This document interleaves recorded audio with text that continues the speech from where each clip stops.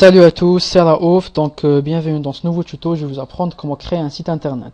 Donc en gros, ce que vous devez savoir au préalable, donc il existe deux types de sites web. Donc il y a des sites statiques, il y a des sites dynamiques. Donc pour pouvoir créer des sites dynamiques, il faut d'abord savoir créer un site statique, c'est logique.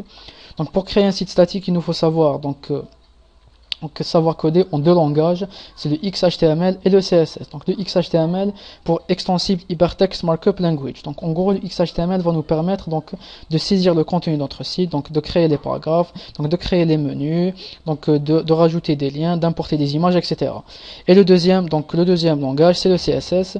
Le CSS pour Cascading Style Sheet. Donc en gros, le CSS va nous permettre de créer le design de notre site. Donc c'est-à-dire rajouter une couleur de fond, donc positionner notre texte là où on veut, rajouter des bordures, des marges, etc.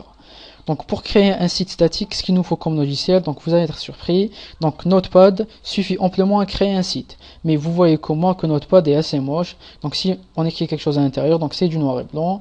Donc si notre site va, on va avoir plusieurs lignes de code. Donc à la longue, ça va être saoulant de coder uniquement en noir et blanc. Donc c'est pas beau du tout. Ok.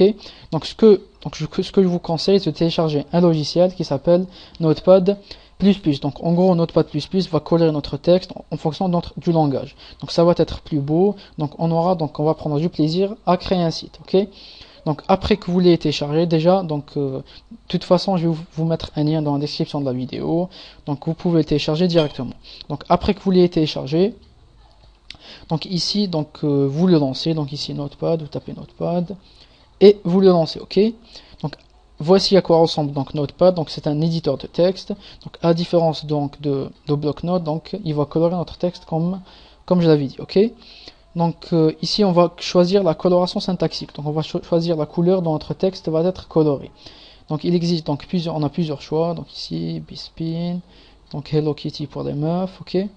Et moi j'utilise personnellement le Twilight. Donc je suis habitué à ce fameux Twilight. Donc ici si j'entre ici des balises HTML, donc c'est pas grave si vous ne savez pas. Donc on va apprendre tout ça tout à l'heure. Donc ici on voit que c'est coloré. Donc je crois que j'ai fait le tour de mon intro. Donc si vous avez des questions, vous m'envoyez un message. Sinon vous m'envoyez un mail. Donc mon adresse email s'affiche dans l'intro de la vidéo. Donc je vous remercie. On se voit dans la prochaine partie, ok?